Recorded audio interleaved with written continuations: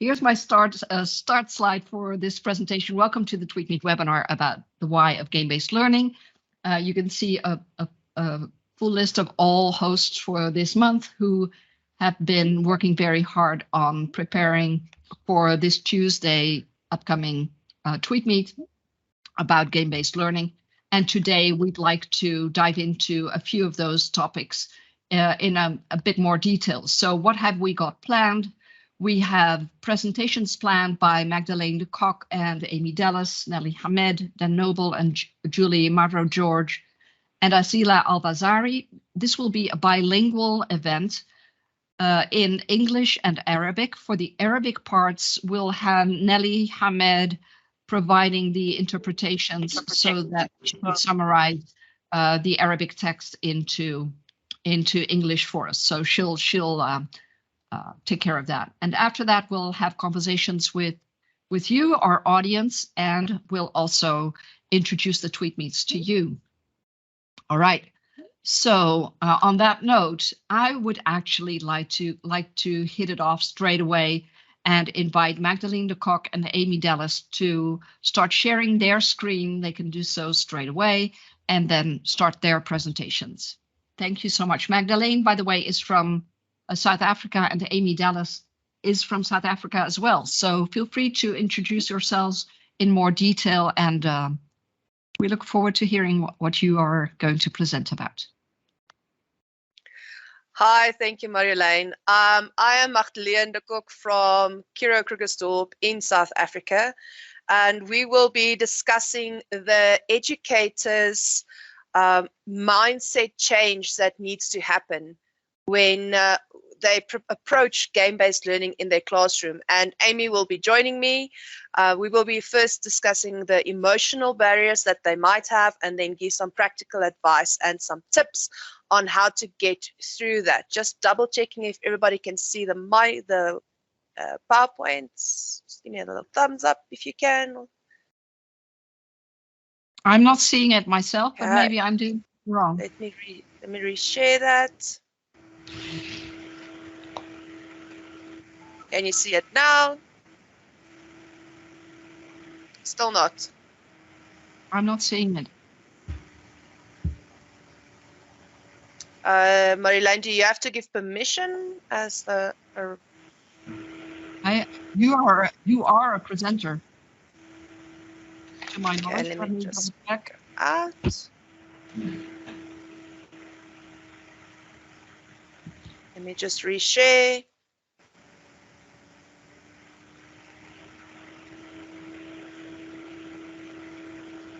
Can you guys see it now? I do see you. Do other people see her? No. But you guys aren't seeing the PowerPoint. All right, let's try. Just a black screen for us. Just a black screen. That's not cool. Okay, let me go out of it and let's try.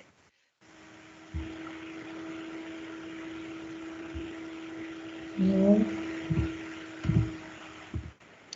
It was working earlier. Okay. You are definitely a presenter. So. Can you guys see it on your side? No. How about we ask Amy to share your presentation, and then we have you call out when she needs to proceed to the next slide. That is perfect. Amy, can you try that from your side? Yes. Let me get started with that.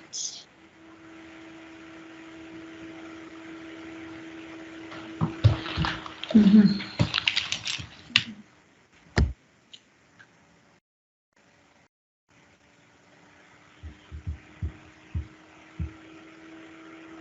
Okay, you guys should be able to see my screen now. Yes. Yes, we do. Can you please shift to the presentation mode, so to instead of the presenter mode? Okay, let me just go here. There we go. Should be able to see now. There you go. Oh, okay, wait. Sorry, let me just change that quickly. So I just chose the wrong screen there. Sorry, let me just fix that. Okay. There we go. Now There you you should go. see it. Very good. Perfect. Okay. So, Yay! Magdeleen, you just tell me when to move on. Okay, I'm just glad we can see it.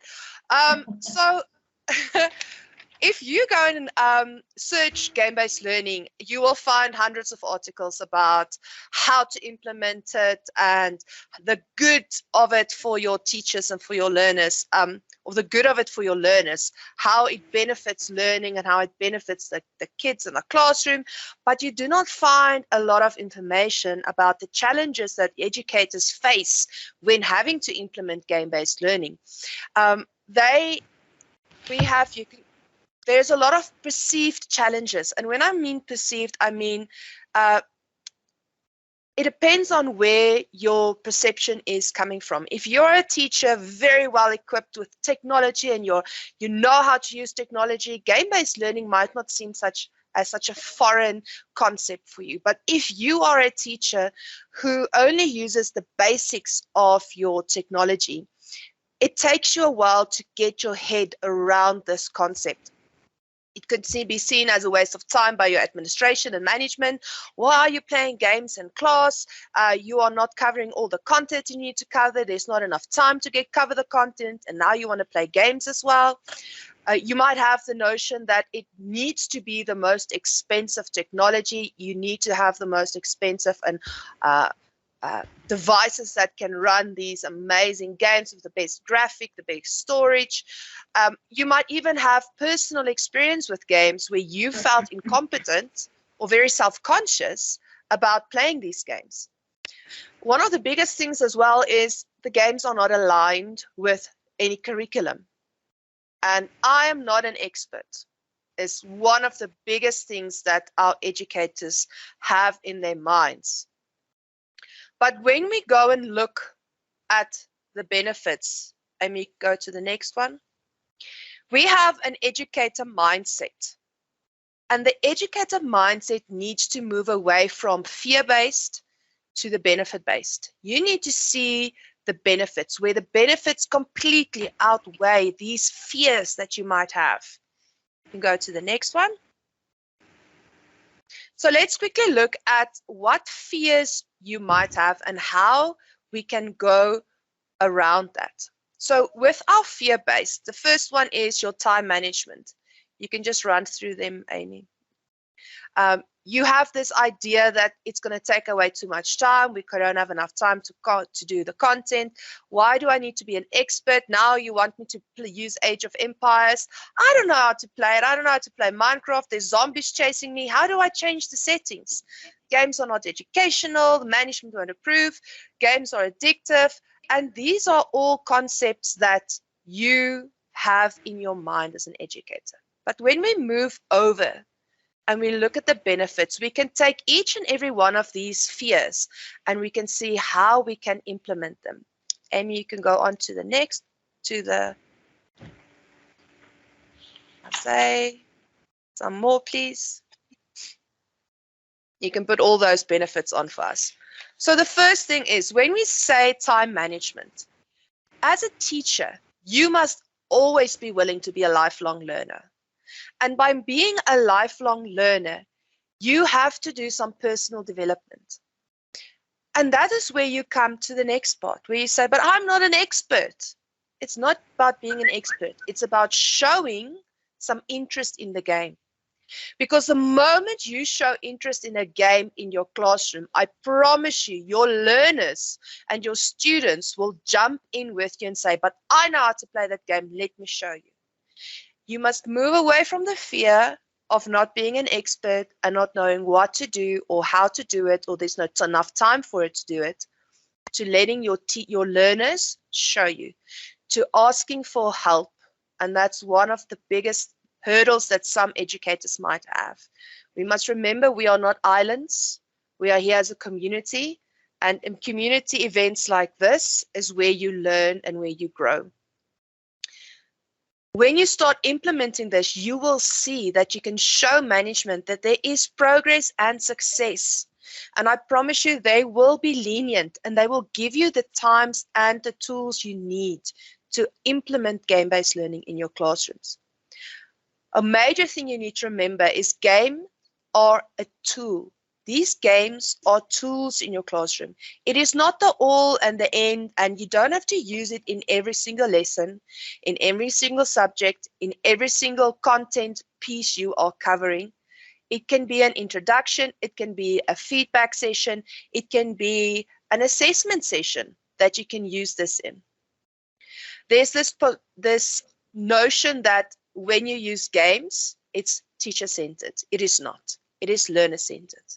You give them the tool, and the learners explore the tool, and they use it, and they run with it. As a teacher who uses Minecraft education in a classroom constantly, it is one of the tools I love using, and I'm doing monthly webinars for Kiro about using Minecraft education in the classroom. So please, you are welcome to contact me anytime for some more information regarding that. But now let's go over to Amy. Amy will discuss some practical hints on how to start your implementation to help you get over these fears, as well as some tools available currently for you to use. Thanks, Amy. Thanks, Magdeleen. Now, when it comes to game-based learning, teachers can feel a variety of emotions. For example, they know that there's positive benefits with it, but they might feel powerless, as Magdeleen said, that they don't know how to play these games. They also might feel a little bit nervous of what to expect with it. One of the big things that keeps on coming back when I'm doing my coaching is that they're worried about not having control of the class because of these new experiences that they are introducing to the students. One of the biggest things is that teachers feel overwhelmed, and that's because of their workload that they have with not only just teaching, but the admin that comes with it and all the other aspects that come with it. So when introducing game-based learning, this can become a daunting task for teachers, especially when it comes to technology integration, even though game-based learning is not a new concept. So what are some of the ways that we can overcome some of these emotions? So I put together, for example, these SMART goals. When we break it down on what we want to achieve when we are planning game-based learning. So we need to be specific. What are the learning outcomes that we want to achieve with our students, whether it's a topic with mathematics, or maybe it's social and emotional learning? Is it group work that we're trying to do? You need to be specific in what you want to do. Measurable. How are we going to assess the students' progress when it comes to game-based learning?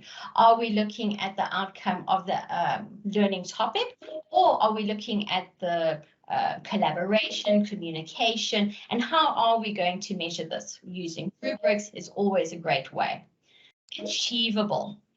What are the logical steps that we need to take in order for this to be successful? Now, when we say successful, I don't mean that they are going to achieve the success within the game-based learning. Remember, the consequences of when they get something wrong is also a learning outcome. It helps those students with the critical thinking, problem-solving skills on why they didn't get the outcome that they were wanting, and then they have to go back and have a look at it.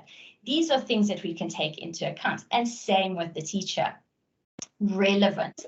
Now, we need to make it purposeful for the students and meaningful for them to use. For example, I'm running a lesson with students at a Jewish school, and they are having a talk by a lady whose grandmother was in the Holocaust, and she had survived it, during World War II. And we are using Minecraft. It's the war victim world, where they are going to navigate through that world, and then they're going to journal about it and how their feelings and all of that towards it. So we want to make it relevant to their learning.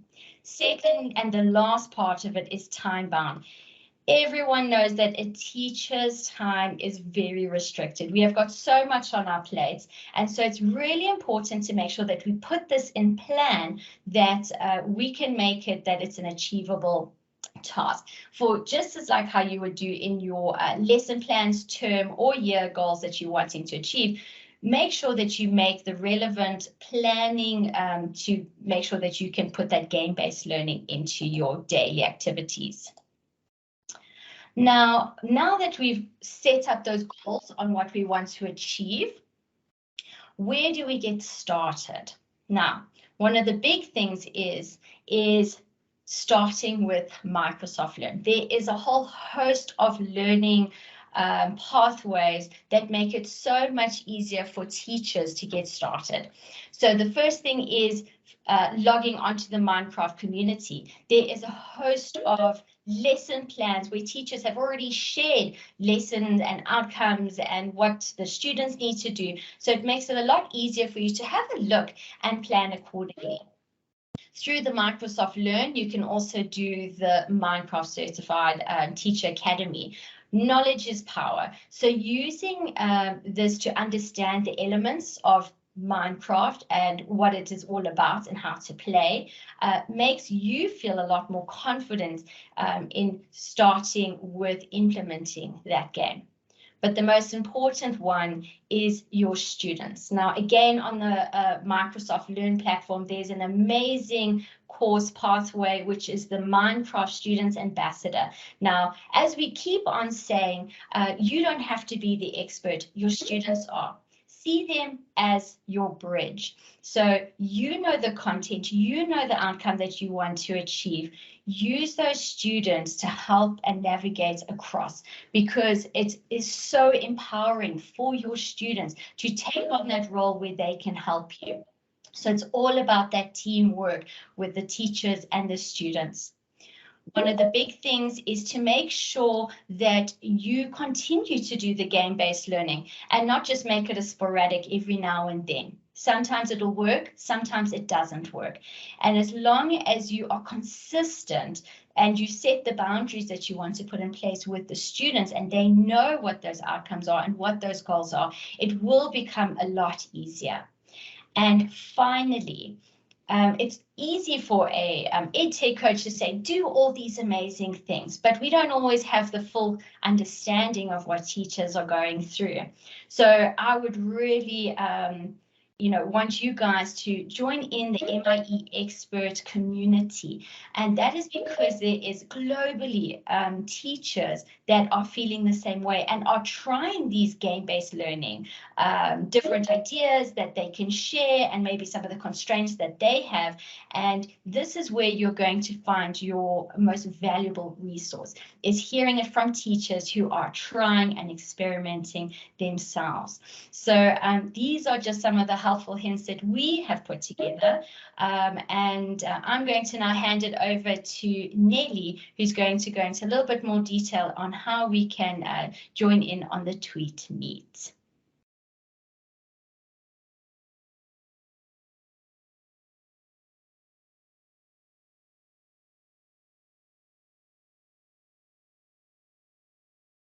Nelly, are you ready to share your screen? Enable your microphone. Yes, hi. Hi, go ahead. Wow, we are amazed at how many people you and Asila brought onto this webinar. We're totally blown away. So I would say, take it away, Nelly, and go ahead with your presentation. Okay. Can you see my presentation? Yes, we can. Okay. Hi, everyone. I am Nelly Hamed from Egypt. I am so happy to be with all that hosts for the TweetMeet this month. And of course, I am happy to be with all the attendees from all around the world. And special thanks to all the TweetMeet the TweetMeet team to make this happen. I am gonna speak in Arabic, and from time to time I will translate to English. And also I made my presentation in English for the non-native Arabic speaker. اهلا بيكم يعني مشرفينا بجد الشرق الاوسط كله بصمتكم في كل مكان، انتوا باهرين الناس دايما في كل حته، دايما بيتكلموا على الشرق الاوسط كله ازاي الاقبال باللغه العربيه، واقبالكم ده واصراركم ده ان انتوا تبقوا وسط كل النخبه من المعلمين هو اللي خلى الفريق بتاع تويت ميت يقرر ان لازم كل حاجه تكون بالعربي. Nelly, your microphone is Nelly, your microphone is sometimes dropping out. Can you hold? Is that okay? Yeah, it's better. Okay. Thank you. فزي ما انا كنت بقول مشاركتكم القويه هي اللي اجبرت الناس او الفريق بتاع تويت ميت ان هم يقولوا لنا العربي لازم تتكلموا بالعربي، لازم نعمل حاجه بالعربي. فدايما كانوا يعني الصوت بعد يا مسنندي. نعم الصوت بعد اذنك. الصوت برضو بعيد. طيب انا هغير كده كويس. ممكن اغير الميكروفون ثانيه واحده. الصوت بيبعد الصوت بيبعد وبيجي تاني، بيبعد وبيجي تاني.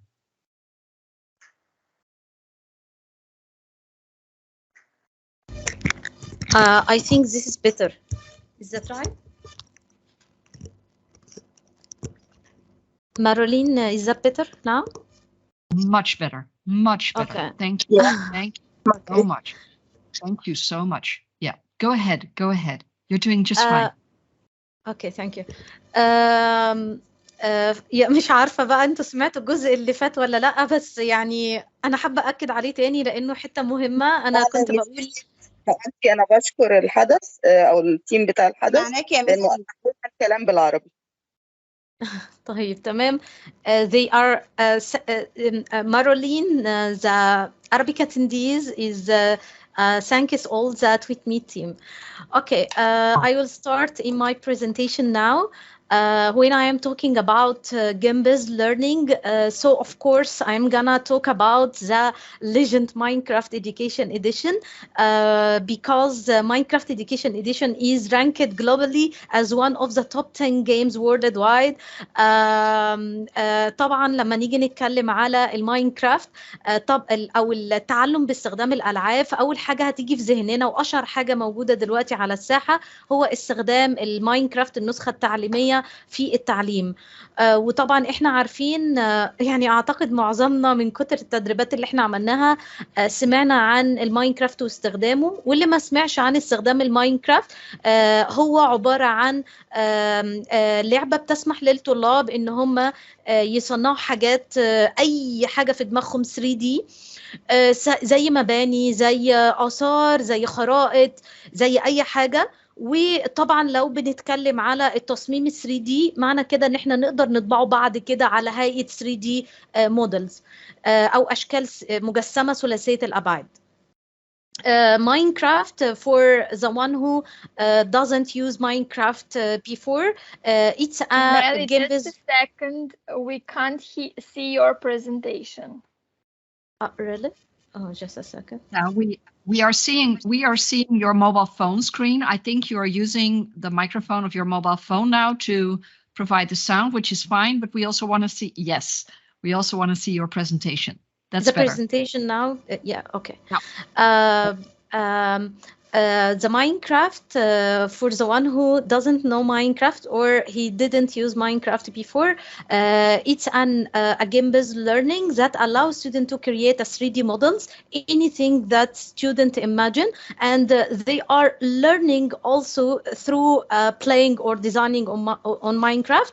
And of course, because a 3D model, any app designing a 3D models, that will enable you to print it in the 3D printer and bring your models to life. Next slide. I brought today some examples of some application on how teachers use these apps related to game-based learning inside the classroom. أنا جبت بعض النماذج لبعض المدرسين ويعني أغلبهم من المنطقة العربية ومصر، يعني مش حاجة منفصلة خالص عن الواقع، لاستخدامهم فكرة التعلم باستخدام الألعاب جوه الفصول. This is Miss Nuran and her grade 12 student. She is a math teacher, and she wants to break the stereotype that math is an abstract concept with no real life application. So she decided to do a project with their student about geometry using Minecraft. The idea of the project is to design the student to design a 3D mandala with a certain dimension and print it in the 3D printer and use it with the children with special needs, like blind student, to can touch the shape after they printed and know that shape, and they can color it and so on. ميس نوران بدأت إنها تستخدم الماينكرافت مع الطلاب بتوعها، وهي كانت مدرسة ماس وكانت حاسة إن الماس بعيد كل البعد عن التطبيق الحياة العملية، فهي قررت إن هي تستخدم الماينكرافت إنها تصنع حاجة اسمها مندلة. المندلة دي حاجات رسومات على ورق لما بتلونها بتقلل الاسترس عند الانسان، فهي قررت الطلبه يصمموها جوه الماينكرافت وبعد كده يطبعوها على الطباعه 3D علشان تستخدمهم مع الاطفال اللي ما بيقدروش ان هم يشوفوا. Of course, students face many challenges while they are using Minecraft and while they are doing their projects. For example, in Minecraft, you cannot design a circle shape in a circle shape.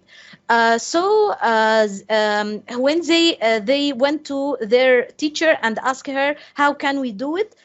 She asked them to collaborate with each other and find a solution for their challenge. And of course, they sat together. They collaborate in thinking, and they, as you can see in the picture, they did the design in a circle shape.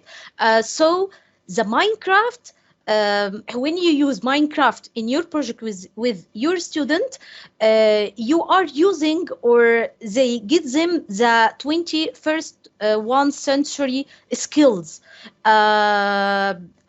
with unconscious from the student. They learn the 21st century skills without any conscious. The success story in this project that for students, sorry, I forget to translate to Arabic. طبعا الطلبة اللي عند ميس نوران كانوا بيواجهوا تحديات كبيرة جدا. التحديات دي ان ماينكرافت مثلا ما كانش فيها تصميم دائري للأشكال بطريقة مباشرة، فلما كانوا بيسألوا المدرسة بتاعتهم هنعمل ده ازاي، فكانت بتقول لهم لازم تقعدوا مع بعض وتتناقشوا وتطلعوا حلول للصعوبات اللي بتواجهكم. فطبعا الطلبة قعدوا مع بعض وكانوا بيفكروا نعمل الموضوع ده ازاي، وفي الآخر فعلا كانوا بيتوصلوا لقرار. معنى كده ان هم بيكتسبوا مهارات القرن ال21 من غير ما يشعروا. فهم قعدوا مع بعض، عملوا تعاون، تفكير ناقد، وكمان قدروا ان هم يتغلبوا على المشكلات. والsuccess story in this project that this teacher was teaching the student 4 years, and they used to stand in the front of the door, class door, 5 minutes before the bell ring.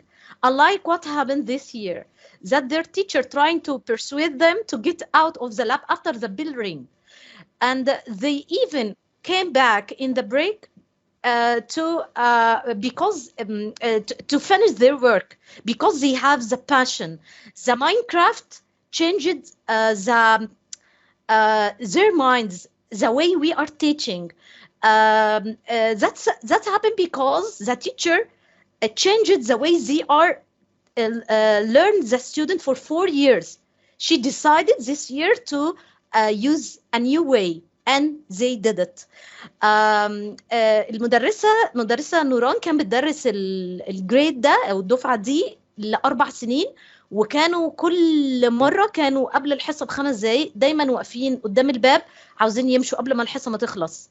بعكس بقى ما حصل لما اشتغلت في البروجكت ده، كانت بتجبرهم بعد ما الجرس ما بيرن ان هم يطلعوا بره، فما كانوش راضيين. كمان كانوا بيجوا في وقت البريك ان هم عاوزين يكملوا. هي اللي حصل ايه؟ اللي حصل هي غيرت طريقة التدريس. هو ما فيش طالب فاشل، بس انت لما بتغير طريقة التدريس ممكن واحد ما بيفهمش بالطريقة دي، واحنا عارفين ان في انواع كتير من الطلبة عندنا، ممكن واحد بيفهم بالطريقة التقليدية، واحد تاني بيفهم طريقة الالعاب وهكذا. فلما هي غيرت الطريقة التقليدية قدرت انها تنجح وقدرت انها توصل للطلبة دول. ف also this is a project from a student from Oman. We was making a competition in the Middle East for the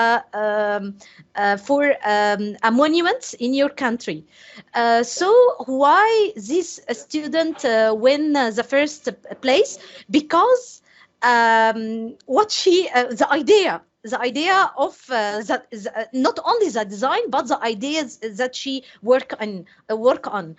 As you can see, she divided the Minecraft ground to equal squares, each square for 1 meter in the real mosque dimension in Oman. So it's not about playing, it's not about doing a project, but the way you are using your mind. So that's why this student wins the first place. Okay. Also, we use the Minecraft in social studies by designing all the landmarks as to be able to print it in the 3D printer, and of course the student print all the landmarks and bring it to life. Also, I have a lot of examples. In the social studies, we designed the map of Egypt. احنا في الدراسات برضو عملنا خريطة زي ما انتم شايفين خريطة مصر. This is the map of Egypt, and of course Minecraft doesn't support writing in Arabic, so the student build the words. As you can see here, this is road البحر الأحمر, Red Sea.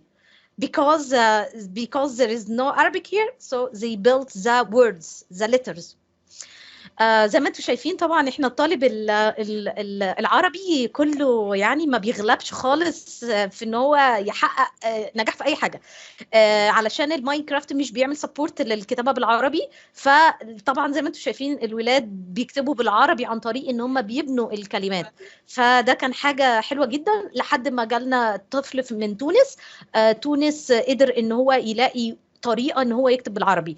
And I have to say that there is a student from Tunisia find a way to write in Arabic in Minecraft, and we use it this way to build a whole world in Arabic. Also, we use Minecraft to design an educational game. This is for math. We did it for all subjects. This is for math. When I am talked about the landmarks, we use the landmarks again to make an educational game. So here we wrote a lot of information about each landmark with specific information about height and width and a lot of things related to the math. And we put a question. The student has to answer it right. If he answers it right, he will move to the next landmark and to the next question. If he answered it wrong, he will the game is over and he will die and he has to start again.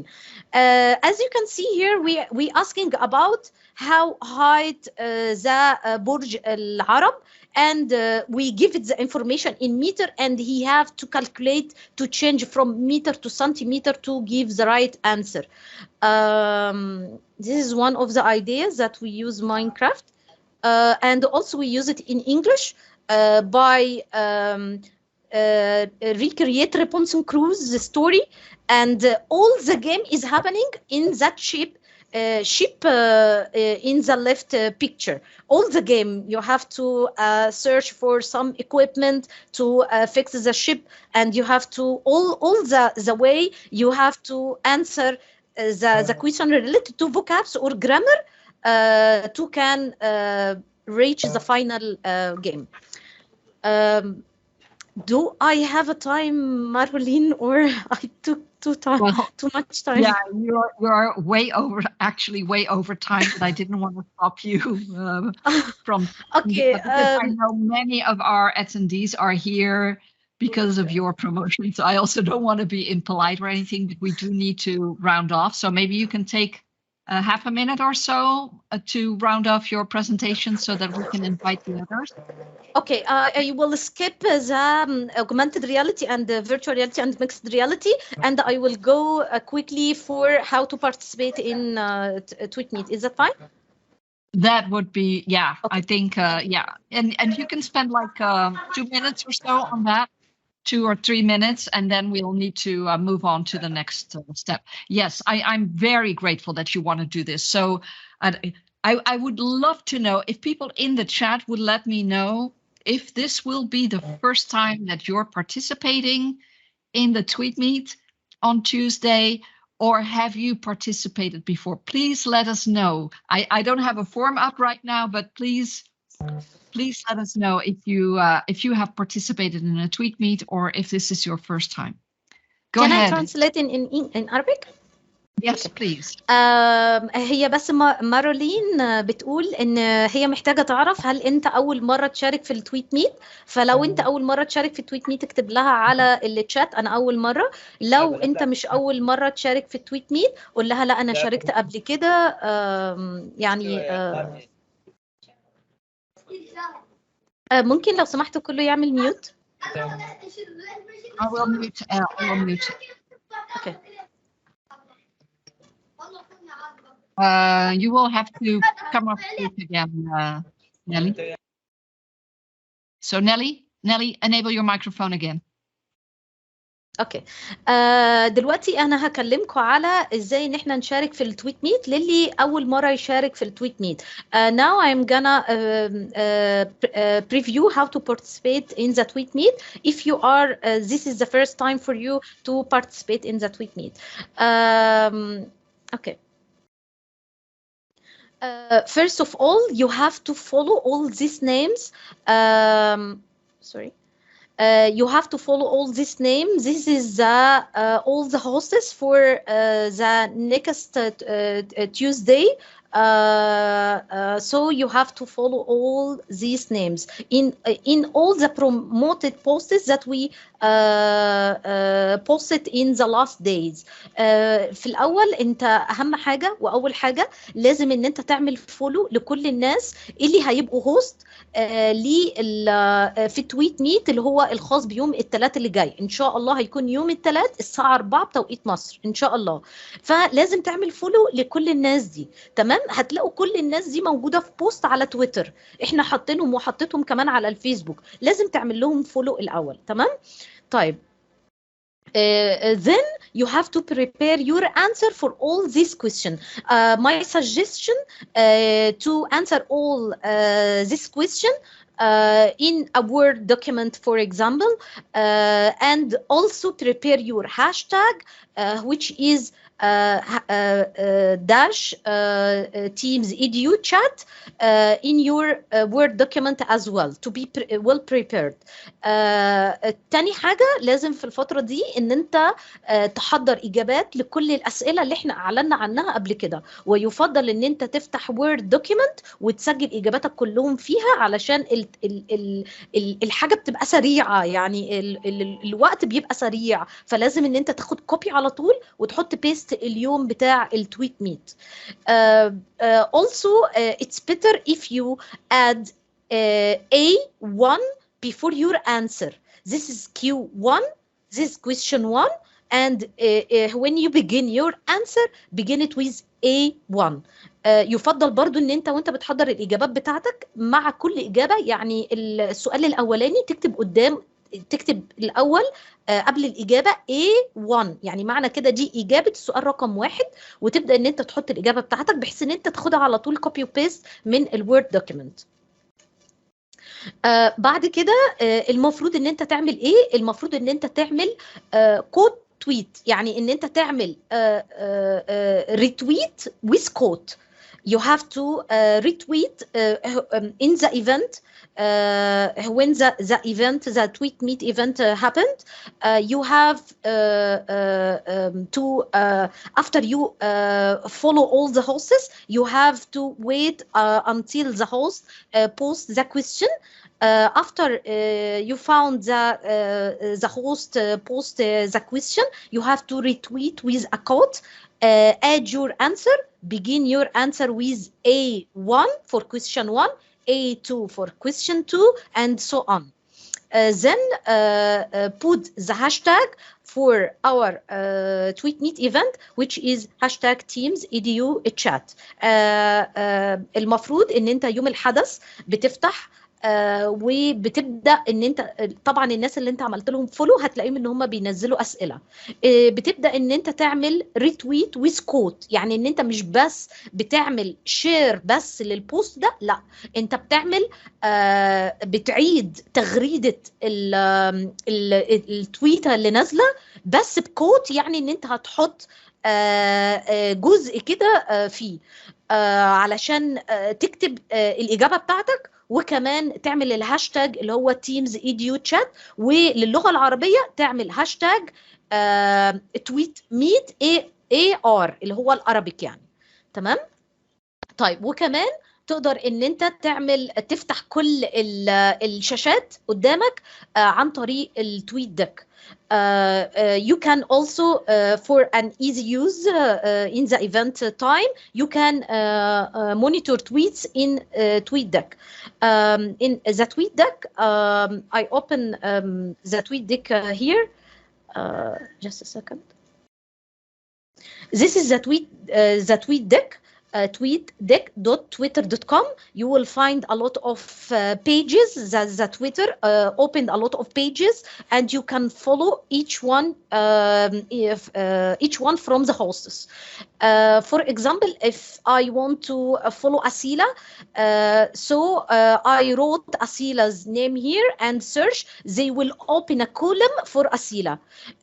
If I don't want Asila, for example, I can stand here and press that icon and go down and remove it and put another one. في التويت ديك ده انت تقدر ان انت تتابع كل الاحداث اللي بتحصل من كل الهوستس مره واحده، بيقسم لك شاشه تويتر لكذا جزء. طيب انا دلوقتي عاوزه اتابع الناس، فانا بعمل ايه؟ باجي مثلا هنا مثلا انا دي نيلي حامد انا مش عاوزاها، فباجي بدوس هنا وبنزل تحت خالص بعمل ريموف، بشيلها خالص، فهنا جاء بقى عندي مساحه فاضيه، وباجي بكتب هنا مثلا لو انا كتبت مثلا @نيلي _ حامد وهدوس سيرش، فهلاقيه على طول فتح لي الكولم بتاع الهوست دي اللي هي المضيفه دي، علشان ابدا ان انا اتابع واعمل الريكوت وابدا ان انا اعمل رايت لايك اعمل اي حاجه. وزي ما احنا قلنا هنا انا مثلا هنا لقيت تويت ميت هعمل ريتويت، بس ريتويت ويز ا كومنت او ريتويت ويز كوت. Do not retweet the tweet. Just retweet it. No, retweet it with a comment or with a quote. Write your answer here and with all the hashtag. Sorry for taking all that time. Oh, Nelly, you are fantastic. I think we could have an entire webinar presented by you about all these wonderful things that you are so knowledgeable about. How can I express my gratitude to you? And thank you so much for fixing your audio midway. I think one of your friends told you, hey, why don't you share your audio from your mobile phone? And you did. So thank you for being so flexible and making sure that this was such an enjoyable presentation. I enjoyed it a lot. I hope the others did too. Just lovely. Thank you. And let me make sure that we can move on with our agenda, but I'd love to attend a future webinar from you about any of these topics. Thank you again. Yeah, I would love to. Yeah, I can imagine. So we are now ready for the next presenters, and they are Dan Noble and Julie Mavrogeorge, and they are going to talk about positive outcomes of game-based learning, whether it be with Minecraft Education Edition or with esports. And these are going to blow your minds away also. So please take it away, Julie and Dan. We're happy to have you.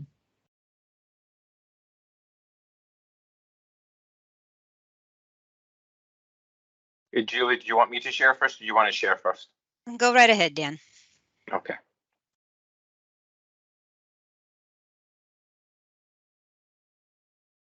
Okay, can you see my screen okay? Yes, sir. Yes, we can. Go for it. Okay, good. All right. So positive outcomes in game-based learning with Minecraft education. And so my name is Dan Noble, and I was the former lead of Minecraft education at our school board in Ontario, Canada. And I am now a full-time Minecraft education consultant. So a lot of my day is now creating and crafting lessons, setting expectations, working with educators to come up with assessment, and also a lot of content building and workshops and so forth, and in services still. So I've actually been very lucky that I've been introduced to game-based learning from a very, very early age, back in the 1980s. And as you can see here, we got a little picture of me and my brother on a IBM clone. I think that's roughly in 1986. So it's not always been digital content either, but there's been a consistent sort of, in my life, game-based learning experiences. And I'm constantly amazed at just how beneficial all of these experiences have been, not just in my career as a Minecraft expert or a consultant, but all through all my previous other careers in very, very, very different, varied roles.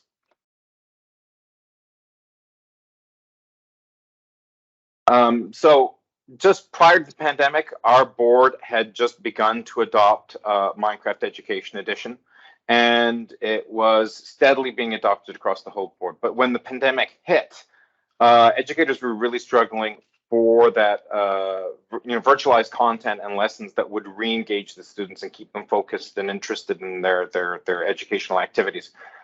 So I was really, there was just a massive wave of requests as people recognized that I was offering and helping to get Minecraft started in the classroom. So what followed was hundreds of in-services and workshops, and it grew very quickly from just being in-services and workshops with the students to crafting customized specific curriculum needs. So we basically sort of abandoned our original, we go in and we show everyone how to do Minecraft once we recognized that the students were already the experts, and we just dove into curriculum content and we'd craft all sorts of unique lessons, and we just go with that.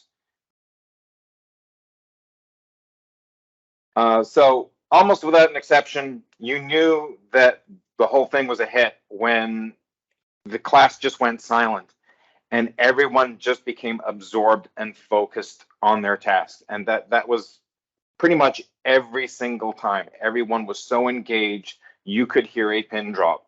So Minecraft really re-engaged classes and learning and really helped people move through the pandemic. And one of the things that I noted was that they weren't only just engaged the students, but they were inspired to really go beyond, well beyond what we'd set as the initial expectations. If you'd asked them to build a specific monument or landmark, they would just do it to such a degree. They would add so many different things around it. They'd build the neighborhood around the monument. They always took things further than they were required. And again, I wasn't surprised at what they came up with. I was just more or less surprised at how many different approaches each student had to a single challenge. It was always amazing how many ideas just came flooding out of a project. And I would also note that Minecraft is the great equalizer. So any student at any level of experience with the game, even novices have never done it before, just with a quick tutorial and imagination, they're off and running. And they can very, very quickly, I mean, like literally within 5 or 10 minutes, you have somebody who's never played Minecraft before. They sit down at a computer and they're coming up with great, incredible things. And it offers a lot of other opportunities as well. So these projects unleash potential leaders, architects, engineers, designers, artists, subject matter experts, organizers. It's incredible how many of these different roles start to be incorporated into our lessons as they adopt Minecraft. And one thing I also did note was that students who, for various reasons, were less likely to volunteer or contribute in class, suddenly they were the knowledge experts in the class about Minecraft, and they had an opportunity to go out there and take these leadership roles, and suddenly became, it was a good self-confidence and social and leadership skills process for them. So I'm sorry if I'm going a little fast here. I'm just trying to make sure we have enough time for other people. So I do have I have tons of anecdotes of success in the classroom, but I'm just going to share 3 that hit me more emotionally. So there was an autistic work group at another board that I'd been invited to come and engage with. And I was warned in advance they might be a little standoffish.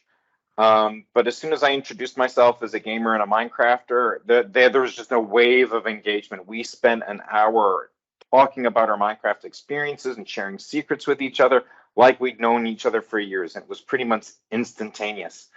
Another one was a child that had never played Minecraft before and knew very, very little English. So we were doing Minecraft with her with Immersive Reader. And as soon as we opened up Immersive Reader and changed and translated the documents into their own script and language, her eyes popped out of her head. She was so happy to suddenly be able to understand the content that we were sharing with her and what we were trying to do as a project. It was just an amazing experience, and we all got very choked up at the time because it was just so wonderful to see somebody so happy that they could suddenly communicate with us. And one of the other ones, which was actually, it was a Minecraft workshop, but we were talking about, as I frequently do, what other games we like to play. And that we found educational. I would shout out Animal Crossing, and people were very excited to hear that I liked Animal Crossing. But another one was Kerbal Space Program. And this one girl at the front of the class jumped out of her desk and shouted, "Yes," with her arms in the air. She almost knocked over to her desk. She was so excited. It is a great game, and it teaches a lot of engineering and math concepts. So it was really exciting to see this young girl so excited that we shared this game in common. So just some closing thoughts. So knowledge flows both ways. Again, we'll find that the students are really the experts, and they're driving that in the classroom. And it's amazing, again, just to see how many tips they share. I've learned so much from them, not only just terms of Minecraft tips, but just different ways of thinking about approaching problems. And what I like to call Beetle moments. So you'll see a little picture here in the corner of fans screaming about the Beatles. So when I enter our workshop, there's always a massive sound of cheering. Students realize that the teacher and I are bringing them an exciting new activity and learning opportunity in Minecraft. And sometimes there are banners being shown in front of the screens as people welcome me to the classroom and ask me not to leave. And when am I coming back again? So really, there are no limitations to what students can achieve in Minecraft. The sky is the limit. Based on the game-based learning experiences in my life, you may not know when these skills will be needed, but you can be assured that they will be, and the benefits are absolutely incalculable. One thing as well, students can return to projects years later. I mean, in my experience, things that we did in the classroom years ago, you made your paper mache thing, it ended up in the bin a week later. With Minecraft, you can keep that file, you can port it over to Bedrock or Java, you can keep that project forever. So it's always there to benefit from and inspire, you know, other people, teachers, students, or even new projects. And the last closing thought that I will leave you with is students may have due dates, but no project in Minecraft is ever finished. It's just waiting for their next inspiration. Amazing, Dan. What a storyteller you are. You have so many rich, no, I mean it. You have so many rich experiences to draw from. And what I am blown away by is the kids themselves are the why.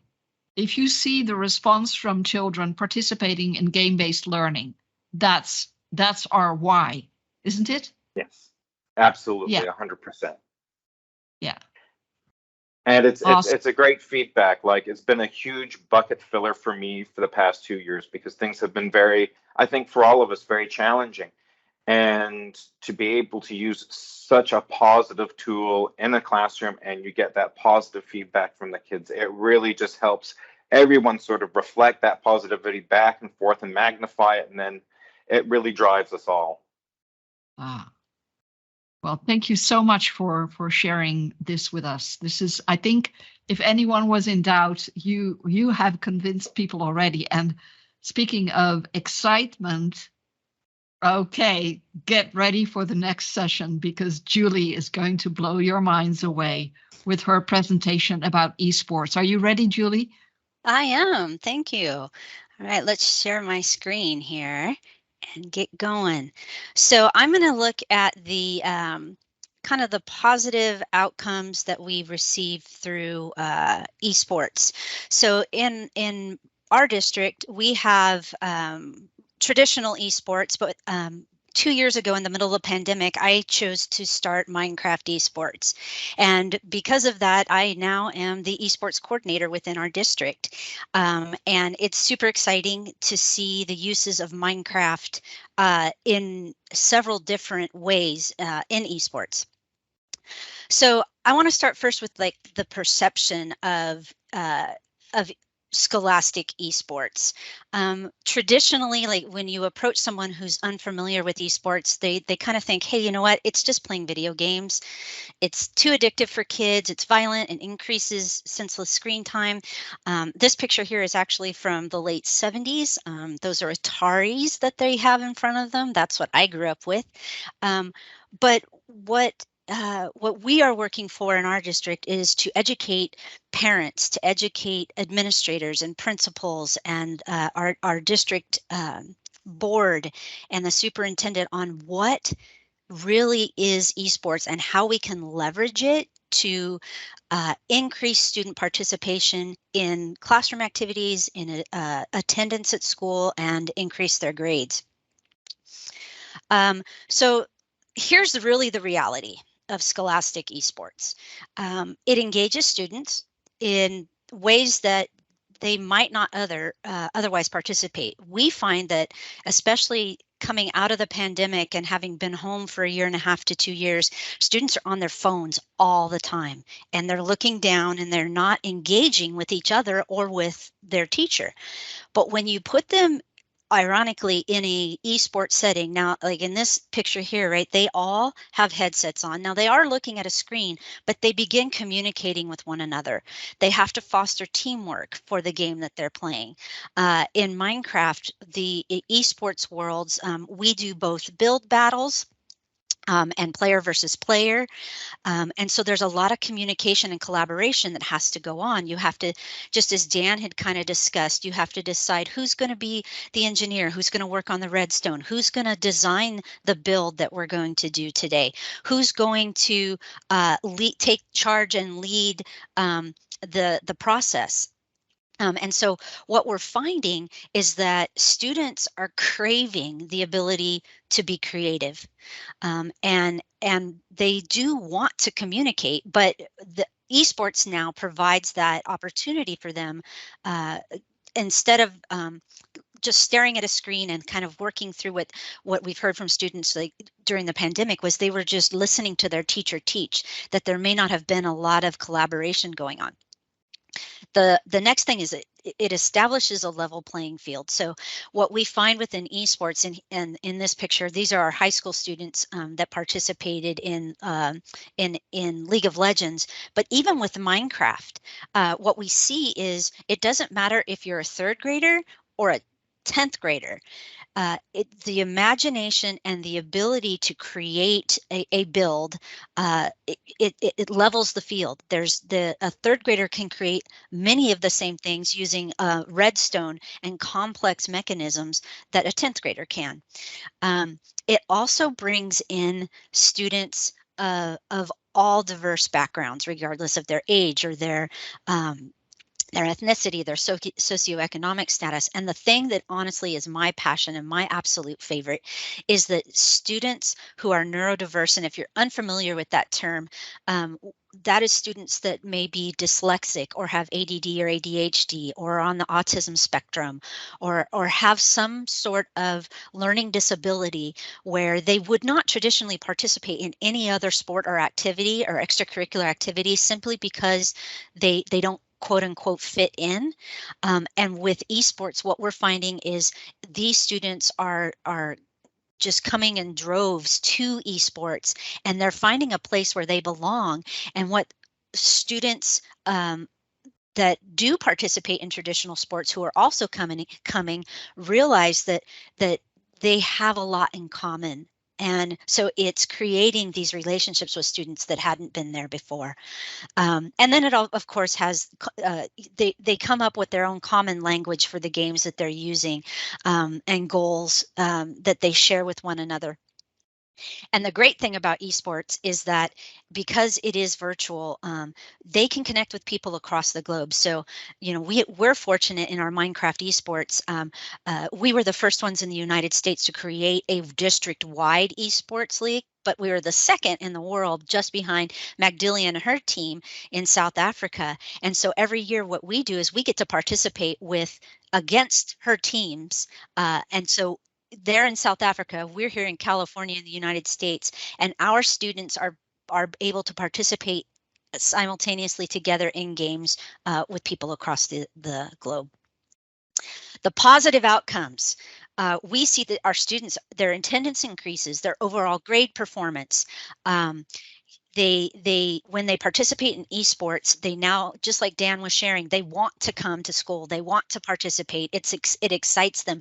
It brings a new level of just excitement and desire to want to be at school and to learn.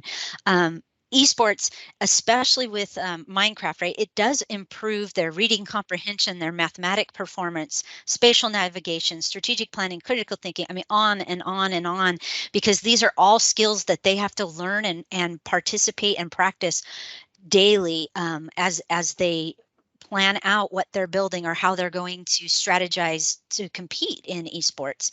And then, of course, we are implementing health and wellness within our district. Like I said, parent education, coach professional development, because we want our students to develop as positive digital citizens. I know that traditionally you might hear, well, gaming has some toxicity in it, which is true. But what we have the opportunity to do in scholastic esports is start with children, you know, as young as, 6, 7, 8 years old, and train them how to be positive digital citizens and how to be uplifting instead of knocking each other down. And the wonderful thing about esports is that they develop empathy and caring and kindness for one another. So we use what we call a rubric in our Minecraft esports. And one of the things that we focus very heavily on is team participation and how they communicate to one another.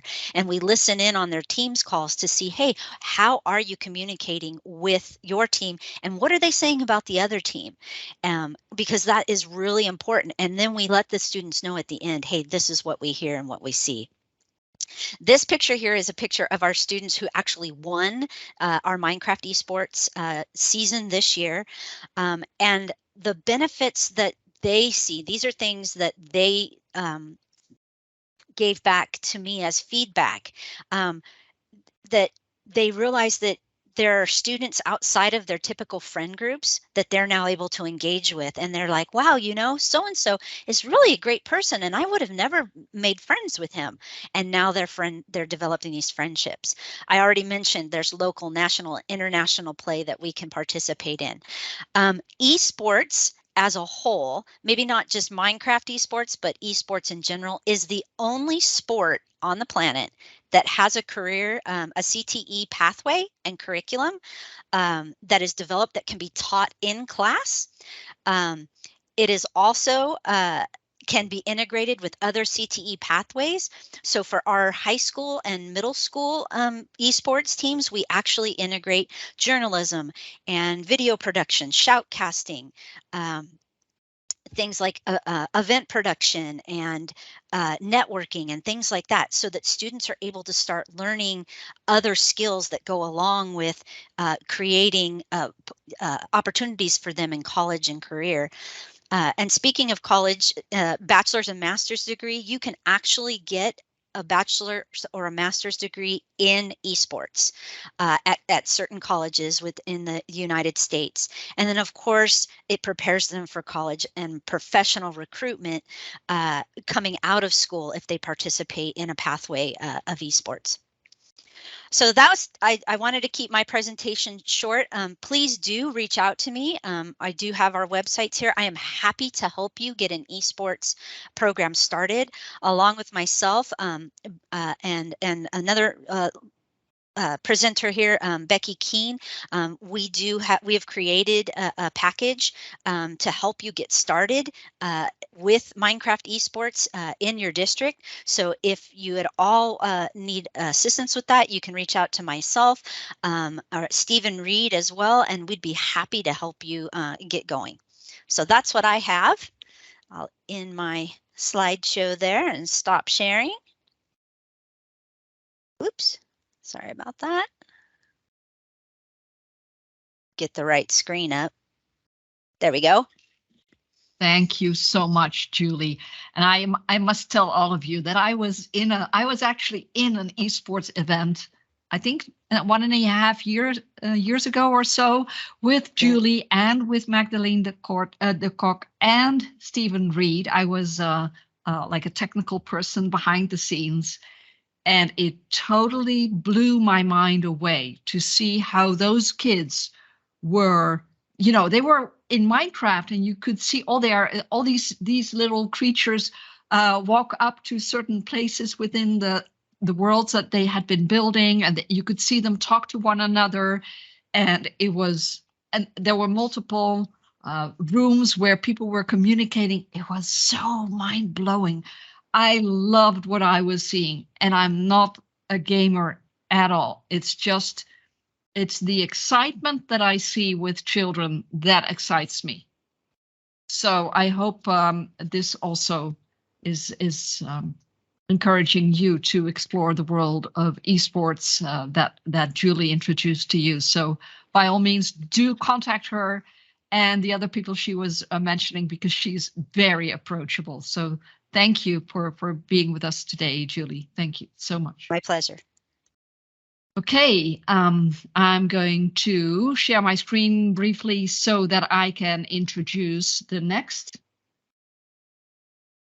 presenter, and that presenter is Azila Al-Fazari from Oman. Azila is the very first host in the 6 years that I've been organizing TweetMeets, who has been communicating with me in Arabic exclusively, and that was quite the challenge. And we managed to get this far thanks to her patience with my trying to understand everything and using tools to translate Arabic to English.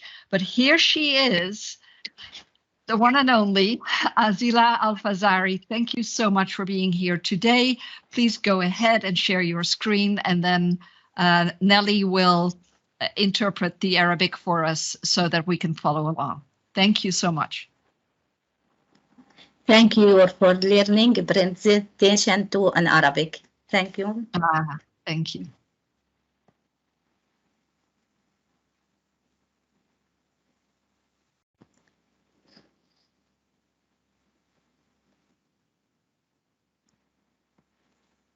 طبعا راح إن شاء الله تكون معكم مثل ما ذكرت الأستاذة، راح أتكلم باللغة العربية بإذن الله تعالى. بداية راح نتعرف طبعا على ما هو التعليم القائم على اللعب. طبعا يعرف التعليم القائم على اللعب أنه يتكون من مجموعة من أنشطة. هذه الأنشطة يتفاعل معها التلميذ وتوجهه ذاتيا لفهم المطلوب وتقوده إلى المعرفة واكتساب مجموعة من المهارات. من ضمن هذه المهارات مهارة التنظيم، مهارة التعاون، مهارة التفكير والاكتشاف، كما أيضا تكسبه قوة في الشخصية. فإذا الألعاب التعليمية ليست مقتصرة فقط على الماينكرافت مثل ما ذكر جميع أدنى المحاضرين خلال المحاضرات السابقة.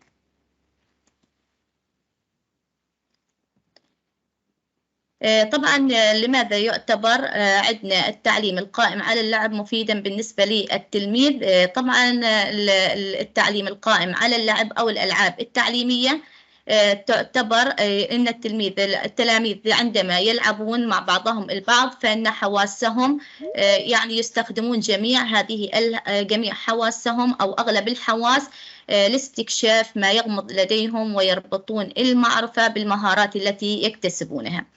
طبعا هناك العديد من الفوائد للتعليم القائم على اللعب، ولكن لخص بعض الفوائد باختصار. أولا يتيح للتلاميذ فرصة استكشاف المشكلات الحياتية وحلها بطريقة مبتكرة، وذلك باستخدام الألعاب.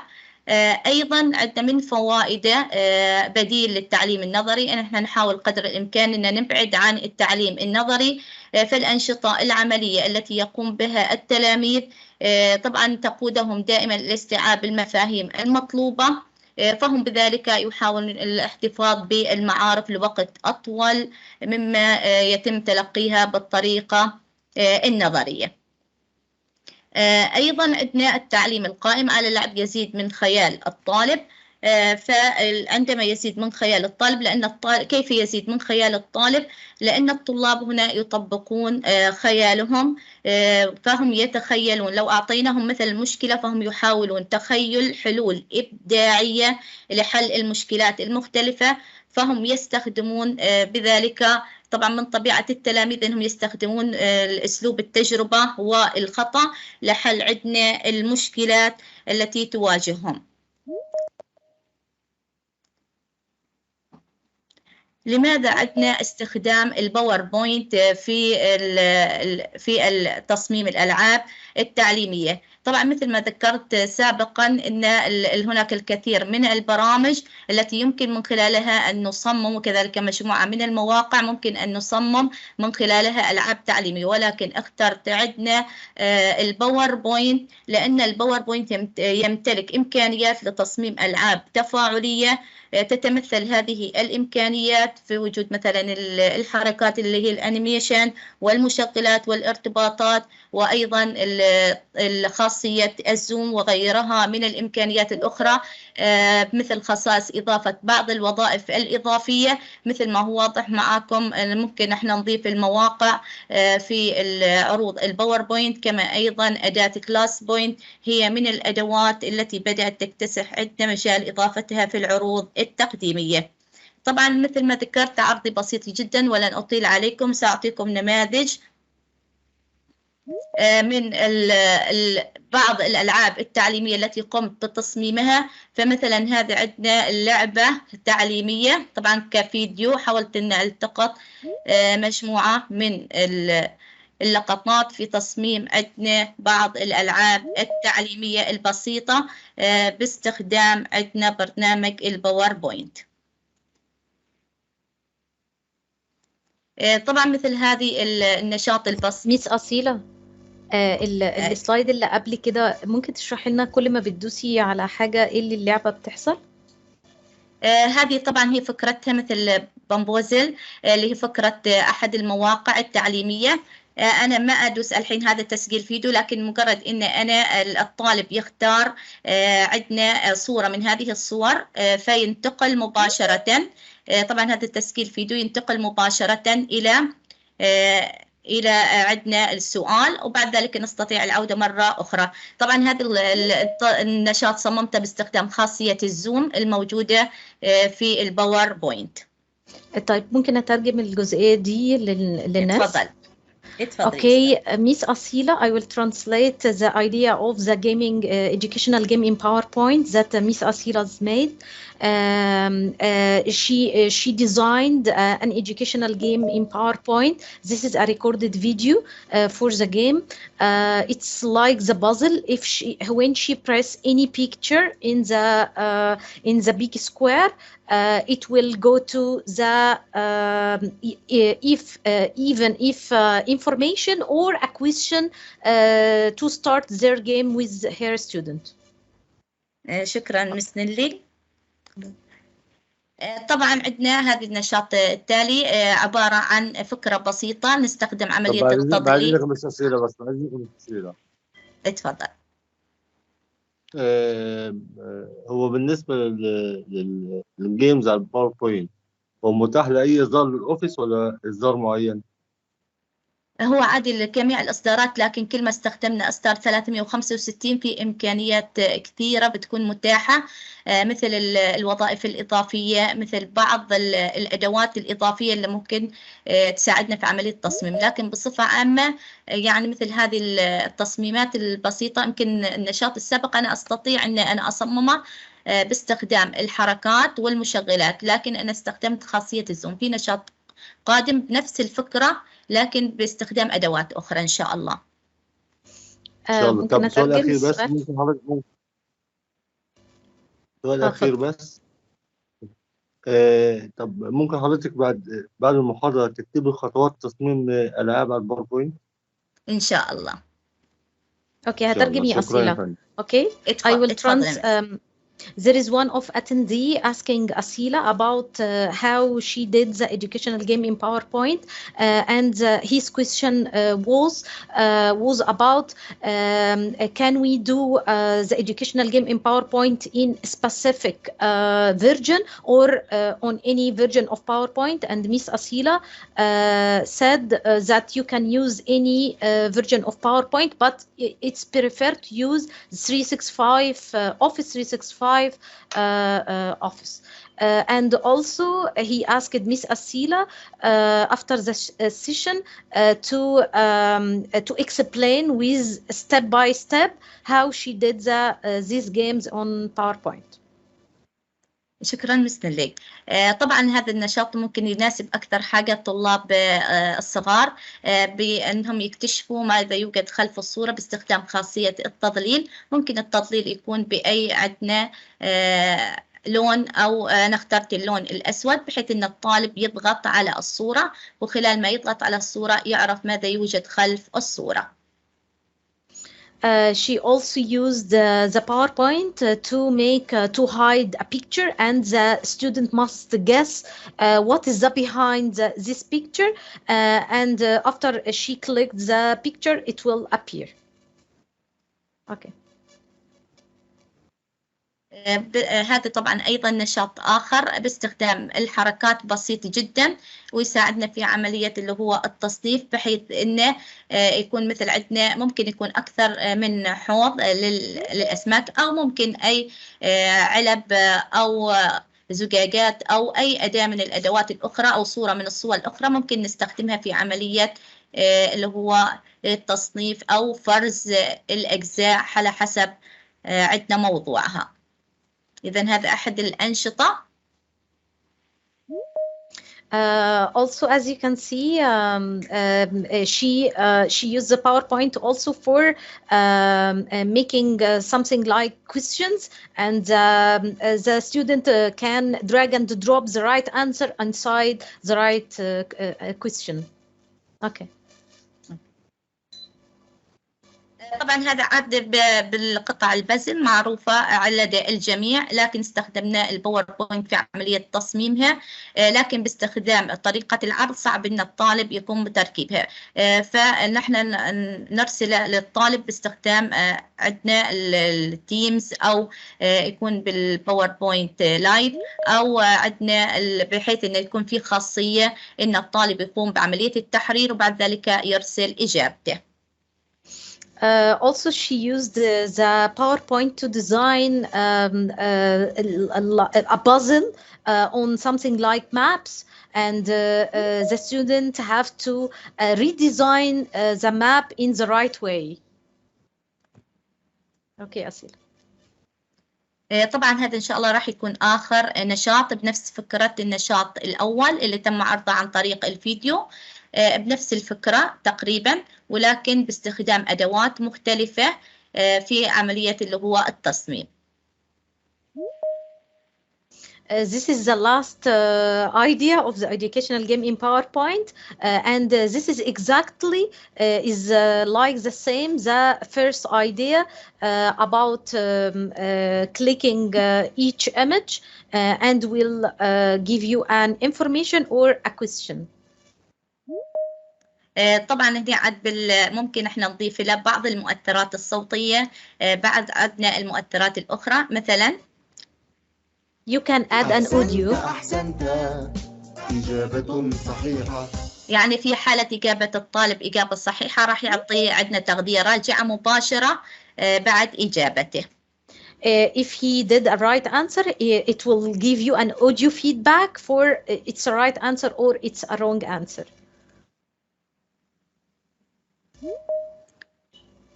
بهذه الطريقة أنا أشكركم على حسن الاستماع. بارك الله فيكم جميعا. مثل ما ذكرت العرض بسيط ومحاول التزم بالوقت المحدد لي للعرض. Thank you so much, Akila. Thank you. Yeah, go ahead, Nelly. Go ahead. She was thanking you, and she was happy with this event. Lovely, lovely. Wow. I think, given how much response I was seeing in the chat coming in to these ideas, quite a few educators want to start using PowerPoint in this way. So I think you have some more followers, Asila, to engage with going forward. Thank you all so much. Thank you, Ms. Morini. We're very much over time. I want to spend a few more minutes on introducing the TweetMeets to people who are really new to it. So forgive me, I am going to skip the conversations because I don't think I can manage another half hour of conversations going forward. So please allow me to talk a little bit about the TweetMeets, and then we'll end this meeting hopefully at, well, maybe 5 minutes or so from now. And if you want to have more conversations, then please use the chat or find us in one of our other networks. On Twitter, yes, at the TweetMeet account, that would be lovely, or our Twitter community, or any other place that you can find us. All right, so let me share my screen. And then open my web browser, where I want to show you a couple of things. And one of those things is what a TweetMeet is all about. Let me make sure that this screen is moved to the correct monitor. All right, so let's assume you've never participated in a TweetMeet before. What would that TweetMeet look like? What is a TweetMeet anyway? So to begin, a TweetMeet is a conversation between educators globally. So it is our purpose to connect educators worldwide with one another, no matter what part of the world you are in, what language you speak, what habits you have, what cultural circumstances you're in. We want to connect educators globally. And the way we do that is by organizing monthly events on Twitter that allow people to discuss topics that are relevant for educators. So just to give you an idea what such a TweetMeet looks like, on TweetMeet event day, so that in our case, that's the third Tuesday of the month, for example, on May 17th, we sent out a tweet, and that tweet looked like this. We welcomed everyone to the conversation and allow you to introduce yourself. So that's pretty easy. And the way we ask people to introduce themselves is by using what we call a quote tweet. Nelly Hamed mentioned it just now also in Arabic. So what you do is you click on the retweet button right here, and then you select quote tweet. And once you do that, a comment box appears here that allows you to write something. So you could say, my name is Johnny or whatever, Johnny or Fatma or whatever your name is. Anyone is welcome.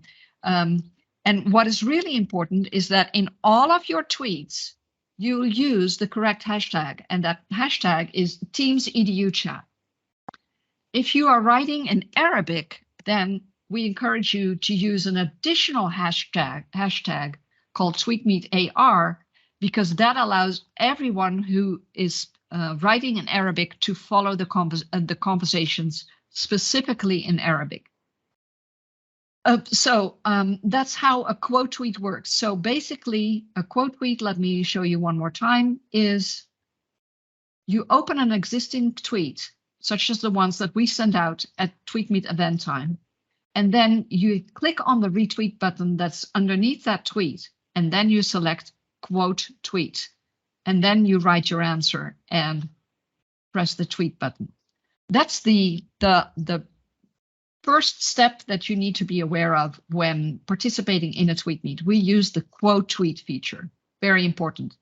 And then let me go back to an overview of all the questions that we sent out at event time. You will see that we have a tweet here with what we call TweetMeet tips. Nelly also showed this one to you in the English version, but we also have it in Arabic. So if you want to, you can visit a tweet by Laila Taik that I linked to in the chat. Maybe we can find that back in a little while, so that you can follow those tips in Arabic. And what you can see here is basically, once again, using the quote tweet feature, starting your answers to the discussion questions with the abbreviations A1 to A5, using the hashtag, and to monitor your tweets in using the TweetDeck Twitter dashboard. Okay, so let me go to the first question that we sent out on May 17th. That question looked like this. And of course, the questions that we have this month will be different, but let's assume that it's similar to this. We always mark our questions up with a question number, and then the question, and sometimes some additional tips that we give you so that you are reminded of how a TweetMeet works. And we include a slide with the discussion question. For the Arabic-speaking people in our audience, the questions will be put to you in Arabic and English so that you can see both the Arabic translation and the original question. When responding to a TweetMeet discussion question, again, you click on the retweet button and then choose quote tweet.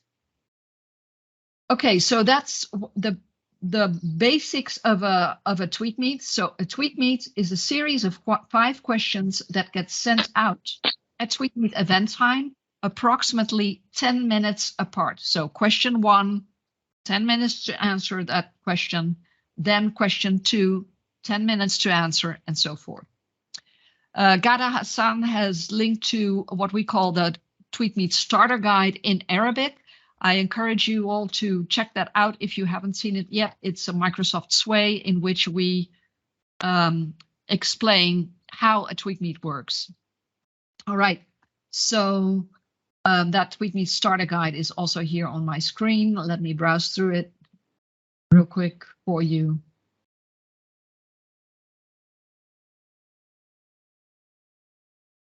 So here you can see where the, let me go back.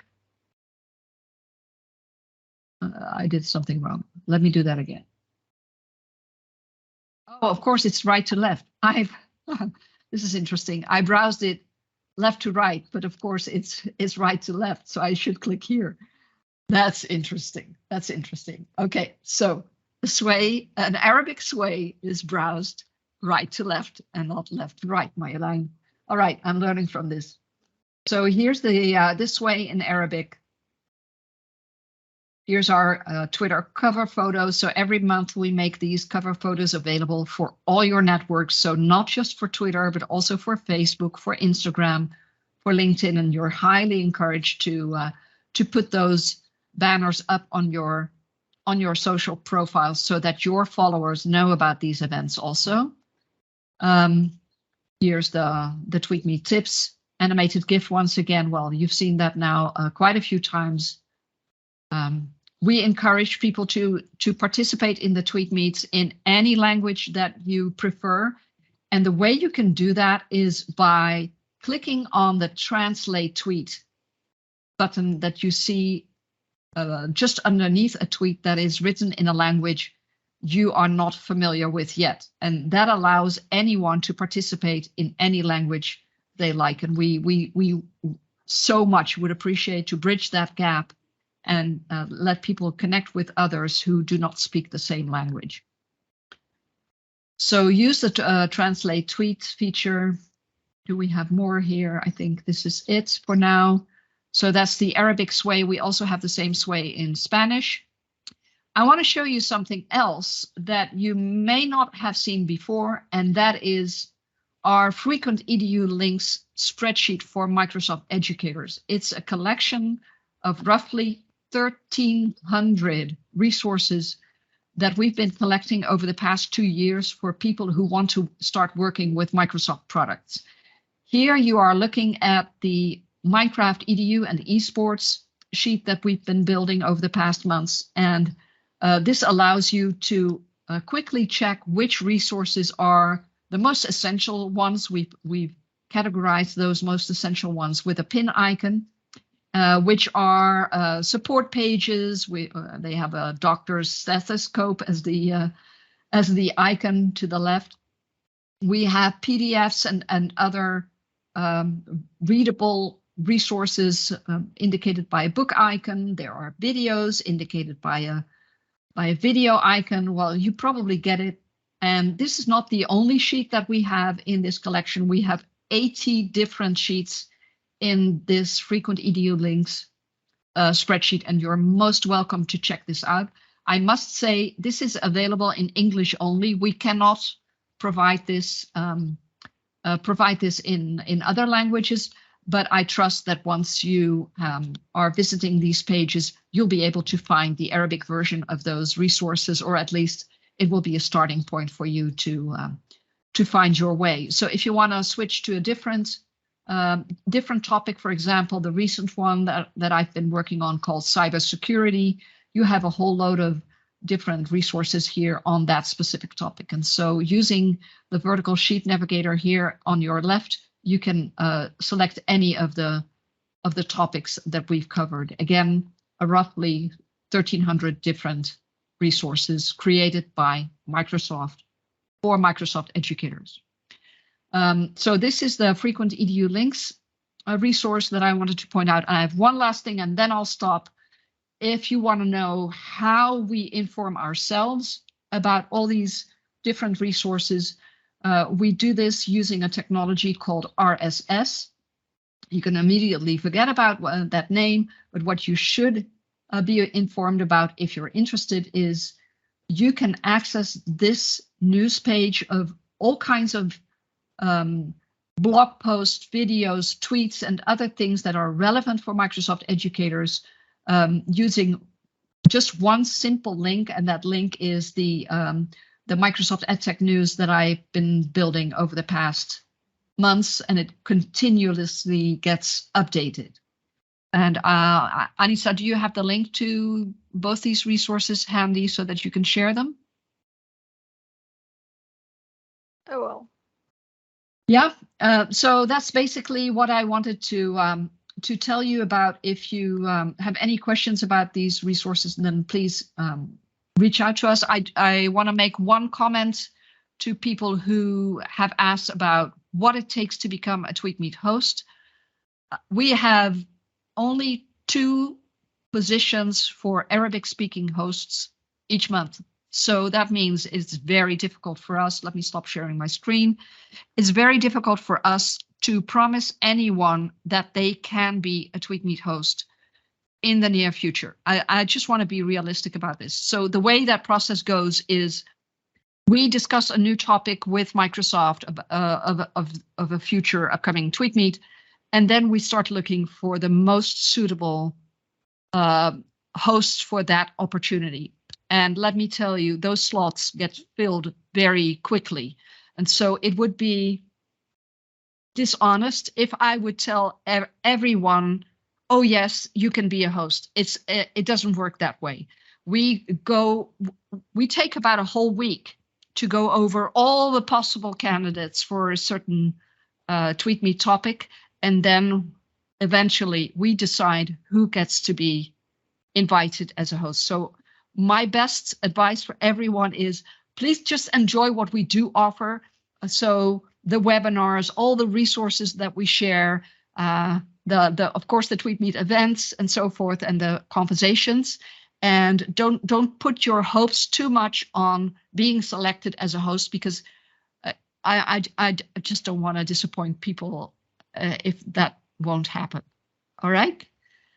So does anyone want to make a quick comment, or any of this month's hosts who want to come off mute? I know Amanda is on this call. At least she was a few minutes ago. Brian was there and several others. Do you want to say something to our audience? Samar's here. Go ahead, Samar. Hello. How can you hear me? Yes, we can. Go ahead. So it's my pleasure to meet all of you. A great session as usual. This was a really amazing webinar. Thank you all. And thank you so much, TweetMeet, for this amazing and impressive change for offering translating in Arabic language for the rest of the audience, because many of us are really interested in TweetMeet, and we don't want to see any barriers between following up TweetMeet. Thank you so much. I just don't want to waste your time. Thank you for everything you're doing for improving TweetMeet. Lovely, Samar. Lovely to hear from you. Samar is a former TweetMeet host and has been a fan of our work ever since, and has been supporting us throughout. So we're really grateful that you are spending your time here with us today. Thank you, Samar. Anyone else? Amanda, do you want to say something?